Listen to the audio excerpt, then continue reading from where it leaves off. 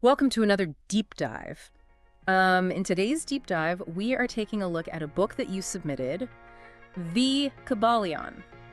Oh, nice. Yeah, it's one of those books that promises to unlock the secrets of the universe. And imagine finding an ancient text Right. hidden away for centuries, filled with these secret teachings that could transform your life. Yeah, And that's the feeling that the Kybalion evokes, right? it definitely does. Yeah, it has that kind of aura of mystery and hidden knowledge. Yeah. And, attributed to Hermes Trismegistus, a figure shrouded in mystery who predates recorded history. Right. The book claims to contain the essence of Hermetic philosophy, All right. which is a tradition that stretches back to ancient Egypt. And Hermes Trismegistus, father of occult wisdom, founder of astrology, and discoverer of alchemy. Exactly. And there's so much debate around whether he was a real person or like a symbolic archetype. Right. But honestly, that just kind of adds to the allure of the Kybalion, don't you think? Oh, absolutely. Yeah. That mystery makes it even more compelling. It feels like we're dealing with a lineage of wisdom that's even older Yes. than ancient Egypt itself. Definitely. Yeah.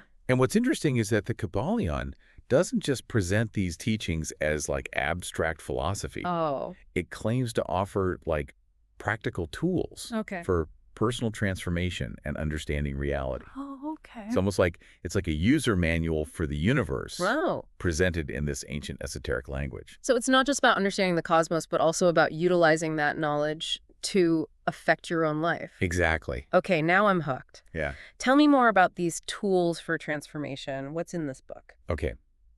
So at the heart of the Kybalion, we have the 7 Hermetic principles. Okay. And these are presented as the master keys Okay. to unlock the deeper mysteries of the Hermetic tradition. So 7 principles that unlock the secrets of the universe. That's the claim, yes. All right, I'm definitely intrigued. Let's dive into them. Okay, so the first principle is mentalism, Okay. which states that the all is mind, the universe is mental. All right, so we're starting off with a big one. Yeah. Everything is mind. So does that mean our thoughts actually create reality? Well, it's even more radical than that. Yeah. Mentalism suggests that the universe itself Okay. is a mental creation of a universal infinite mind, Wow. which is referred to as the all.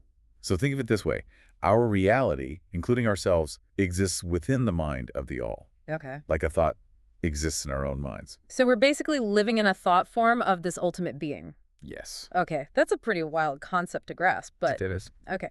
How does the next principle, correspondence, fit into all of this? Okay. The book says, as above, so below, as below, so above. Right. Think of it like a fractal pattern. Correspondence suggests that the patterns and laws that we observe in our world reflect those operating on higher planes of existence. The microcosm mirrors the macrocosm. What we see in our lives is a reflection Right. of universal principles at play. So if we can understand the principles that are operating in our own lives, we can start to understand the workings of the universe. Exactly. Just as understanding geometry allows us to measure distant stars, understanding correspondence allows us to extrapolate from our personal experiences to grasp the workings of the cosmos. I love that. Okay, let's move on to the third principle, vibration. All right. The Kybalion states that nothing rests, everything moves, everything vibrates. Right. How does this principle relate to everything being mind? So remember how quantum physics suggests that seemingly solid matter is actually energy vibrating at different frequencies? Yeah. Well, the Kybalion was way ahead of its time in stating that everything is in a state of motion and vibration. Okay. And it proposes that this principle is key to understanding not just the physical universe, but also our thoughts, emotions, and even our spiritual nature. So if everything is vibrating, does that mean our thoughts have a vibration too? Yes. And could that be the link between the mind and reality? Exactly.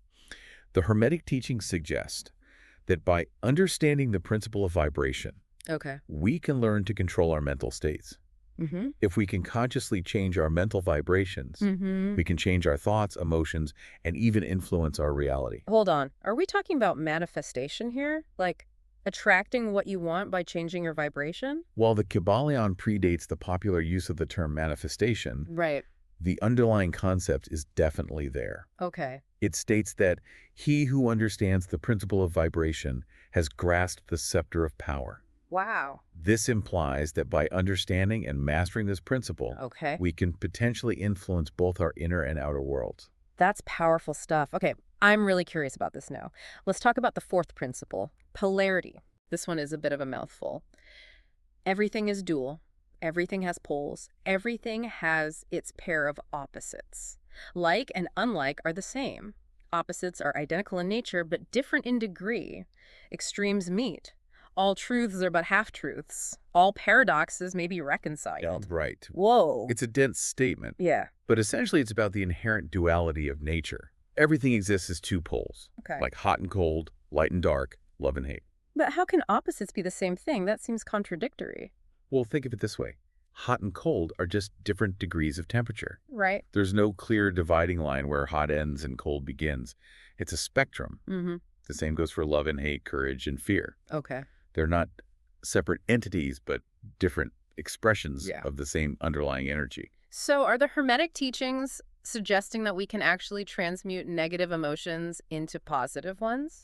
That's exactly what the concept of mental transmutation is about. Okay. By understanding polarity, we can consciously shift our mental state from one pole to another. Okay. So if we're feeling fear, we can raise our vibration along the fear-courage spectrum Right. and transmute that fear into courage. Oh, wow. That's a game changer. All right. Let's hear about the fifth principle, rhythm. Okay. The Kybalion says, everything flows, out and in. Everything has its tides. All things rise and fall. The pendulum swing manifests in everything. The measure of the swing to the right is the measure of the swing to the left. Rhythm compensates. So everything is cyclical. Exactly.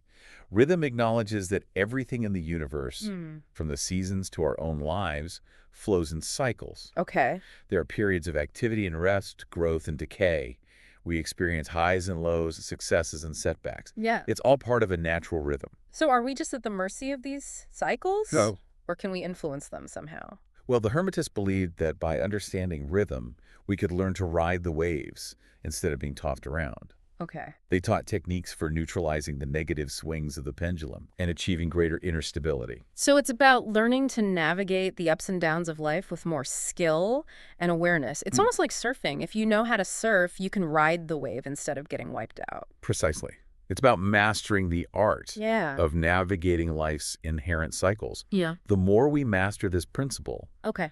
the greater our sense of inner peace and stability, regardless of external circumstances. That resonates with me, for sure.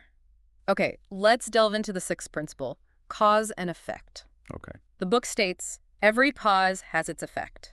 Every effect has its cause. Everything happens according to law. Chance is but a name for law not recognized. There are many planes of causation, but nothing escapes the law. Right. So this is saying there's no such thing as chance. Essentially, yes. Cause and effect proposes that everything happens for a reason, governed by universal laws. The Hermetists didn't believe in random events, but they also didn't believe in fatalism. Okay. They taught that while we're all subject to these universal laws, we can learn to use those laws to our advantage.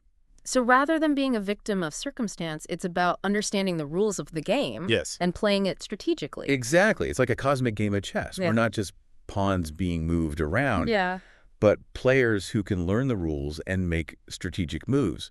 Cause and effect suggests we have more agency than we realize. What are your thoughts on that? Does this resonate with your own experiences? It definitely makes you think about how much control we actually have over our lives. Yeah. Maybe we're more powerful than we realize. Okay, let's talk about the final principle, gender. Okay. The Kybalion states that gender is in everything. Everything has its masculine and feminine principles. Gender manifests on all planes. This one seems a little out of place. How does this fit in with the other principles? Yeah. So gender is often misunderstood. Okay. It's not about biological sex, but the two fundamental forces of creation that operate within everything, including our minds. Think of it like the yin and yang in Eastern philosophy. So it's about a balance of energies rather than literal gender. Exactly. The Kybalion describes these forces as the I and the me. Okay. The I represents the masculine principle of will, the active initiating force that directs creative energy. Okay. The me represents the feminine principle of creative power, the receptive, nurturing force that brings things into manifestation. So the I is like the architect designing the blueprint, and the me is the builder bringing that vision to life. That's a great analogy. Okay. The Kybalion suggests that most people operate primarily from their me consciousness, Okay. allowing external suggestions and influences to shape their thoughts and actions. So they're letting the world dictate their reality instead of actively creating it. Precisely. But the Hermetists taught that by awakening the I consciousness, by developing willpower and mental mastery, Okay. we can become conscious creators of our own destiny. That's fascinating. So how do we awaken this I consciousness? Is it like flexing a mental muscle? In a way, yes. Mm-hmm. It involves practices like meditation, visualization, affirmation, and consciously directing our thoughts and emotions. Okay. It's about recognizing that we have the power to choose our thoughts Right. and direct our mental energy. So it's not about suppressing the me, but about bringing the I into the driver's seat. Exactly. It's about integrating and harmonizing these two forces within the mind, Okay. allowing the I to guide and direct the creative power of the me. It sounds like mental gender could be a really powerful tool for personal transformation. Yes. But we've only scratched the surface of these 7 principles. I'm eager to hear more about how they all fit together and how we can apply them in our lives. Yeah, I agree. The Kybalion presents a really unique and thought-provoking model for understanding the universe and our place within it. Yeah. We've covered a lot of ground, but there's so much more to explore. I'm ready to dive deeper. In the next part of our deep dive, let's explore how these principles tie into the concept of the all Okay. and the idea of a mental universe. Sounds good. Yeah. Okay, so we've established that, according to the Kybalion, everything is mind. And the universe is like this mental creation of this ultimate infinite being called the all. Right, right. Yeah, it's a huge concept to wrap your head around. So we're talking about an all-encompassing consciousness that dreams up reality. Yeah, you got it. But if the all is literally everything, how can we even begin to understand it? Well, that's the paradox, right? Yeah. The Kybalion acknowledges that the all is inherently unknowable to Right. our finite minds. It's like trying to grasp the ocean by holding a single drop of water. But the book does give us some clues to its nature Okay. and points to certain qualities that can help us at least intellectually approach the concept. Okay, I'm ready for some clues. What what characteristics does it possess? Well, one of the key attributes is immutability, meaning unchanging in its essential nature. There's nothing outside of the all to act upon it and cause it to change. Makes sense. Yeah, because since it's infinite and all-encompassing, Right. it can't really become anything other than what it already is. Right. If it's everything, there's nothing else for it to transform into. Exactly. Okay, cool. What other insights does the Kybalion offer?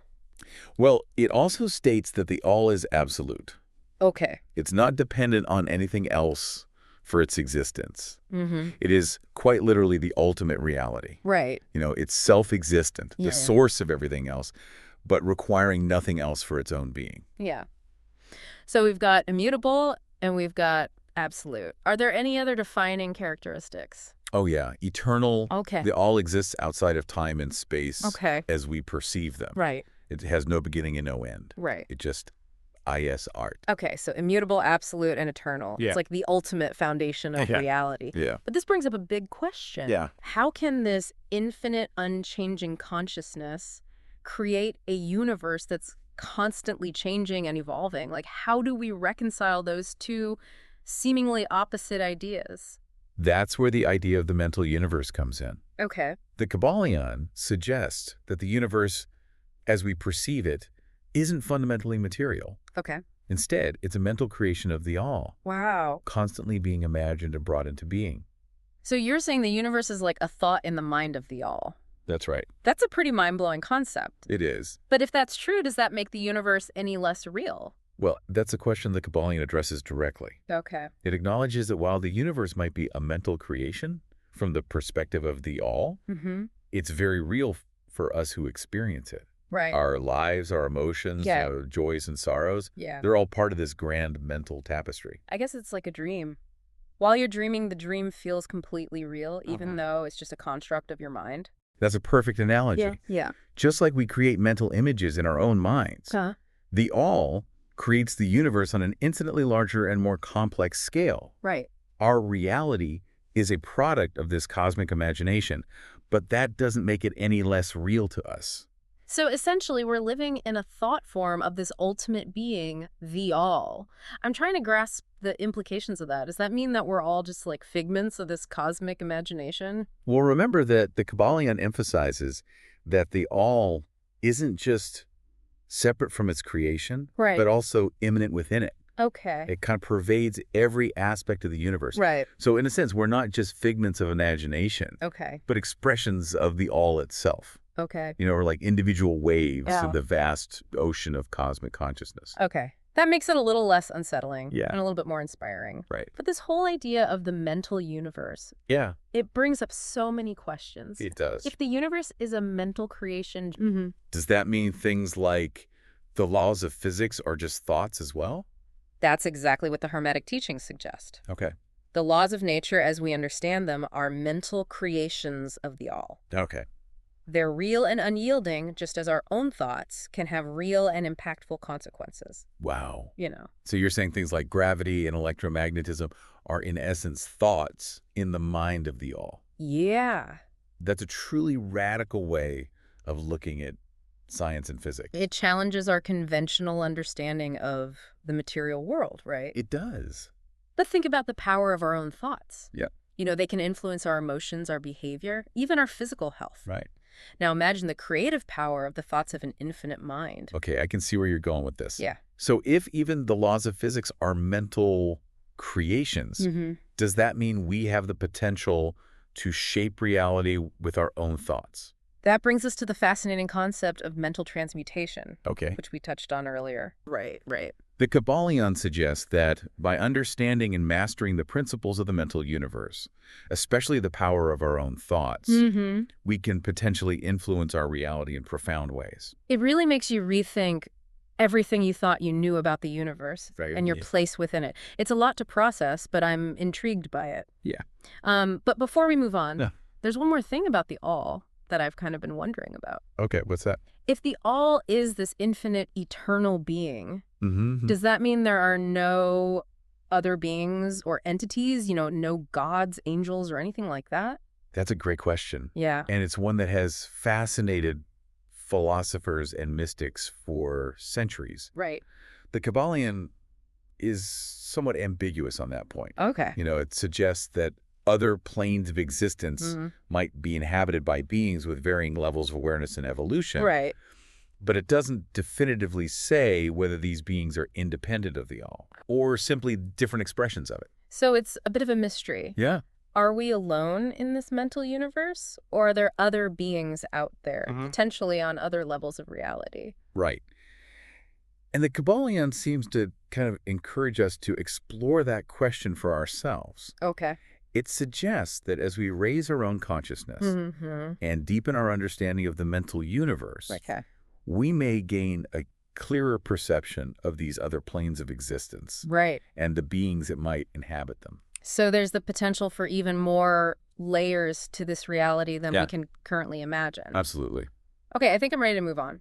I'm really interested in learning more about this concept of mental transmutation and how we can apply it in our lives. That's a perfect segue into our next discussion. Okay. The Kybalion offers some really intriguing insights into how we can utilize these principles to shift our mental states, overcome limitations, and even manifest our desires. It's about recognizing and harnessing the power of the mind as a creative force in the universe.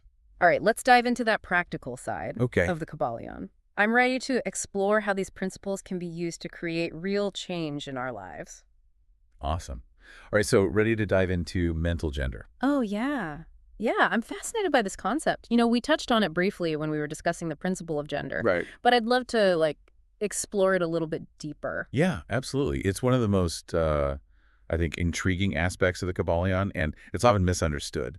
So yeah, let's dive in. So just to recap, it's not about our biological sex, but about these two polarities, these creative forces that are present within everyone. Right. The Kybalion refers to them as the I and the me. Right, exactly. The I represents the masculine principle of will, that focused, directed intention that initiates action. Think of it like the seed of an idea or the spark of inspiration. Right. Okay. And the me, if I'm remembering correctly, is the feminine principle. Yes, the principle of creative power, that receptive, nurturing energy that brings things into manifestation.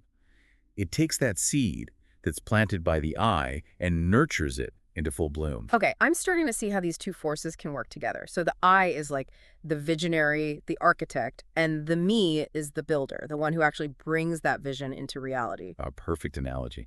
But the Kybalion suggests that most people operate primarily from their me consciousness, meaning they're reactive, allowing external influences and suggestions to kind of dictate their thoughts and actions. They're letting life happen to them rather than consciously creating it. So they're essentially giving their power away to external forces. In a way, yeah. They're not fully harnessing their creative potential. But the Kybalion teaches that by awakening our I consciousness, developing willpower and mental mastery, we can shift from being passive recipients to becoming conscious creators of our reality. Okay, so that's a powerful shift in perspective. It is. How do we awaken this I consciousness? Is it like, I don't know, training our minds to be more disciplined, more focused? Well, it's a process, right? It requires conscious effort and practice. Right. The Kybalion points to tools like meditation, visualization, affirmations as ways to strengthen the I. It's about learning to control our thoughts and direct our mental energy toward what we want to create. So it's not about suppressing the me entirely, right? It's more about the I taking the leadership role, guiding the creative power of the me in a more deliberate direction. Exactly. It's about integrating and harmonizing these two forces within the mind. When the I is in the driver's seat, so to speak, the me becomes a powerful tool for manifestation, bringing the visions and intentions of the I into form. This is so interesting. It strikes me that this idea of mental gender has some parallels to modern psychology. You know, the conscious and subconscious mind, the idea that we have these different levels of awareness operating within us. Yeah, it's a great observation, and it speaks to the timelessness of these Hermetic teachings. The Kybalion was written over a century ago, but its insights about the dual nature of mind resonate with contemporary psychological theories. Yeah, absolutely. So mental gender is like this ancient framework for understanding the dynamics of the mind, which we're now exploring through the lens of modern science. I think that's a great way to put it. Yeah. And just as modern psychology emphasizes the importance of integrating the conscious and subconscious mind for psychological well-being, the Kybalion suggests that integrating the I and the me is essential for achieving mental mastery and spiritual growth. It's about creating that inner harmony. Right. So that we can consciously direct our creative power. Exactly. This whole deep dive has been an incredible journey. Yeah, The Kybalion offers such a unique and empowering way of looking at ourselves and the universe. I agree. But before we wrap up, there's one final question that's been kind of circling in my mind. Okay. What is it? If the goal is to master our minds and create our reality, why does the Kybalion emphasize that the all, like the true nature of the all, is ultimately unknowable? It seems almost like a contradiction. Yeah, that's a profound question. And I think it speaks to the heart of the Hermetic mystery. You know, the Kybalion acknowledges that the human mind, even when highly developed, can never fully grasp the infinite. It's like, trying to contain the ocean in a teacup. So no matter how much we learn and evolve, Right. we'll never fully comprehend the ultimate reality. I think the beauty of the Kybalion is that it doesn't present a finite endpoint. Okay. It suggests that the journey of understanding is infinite.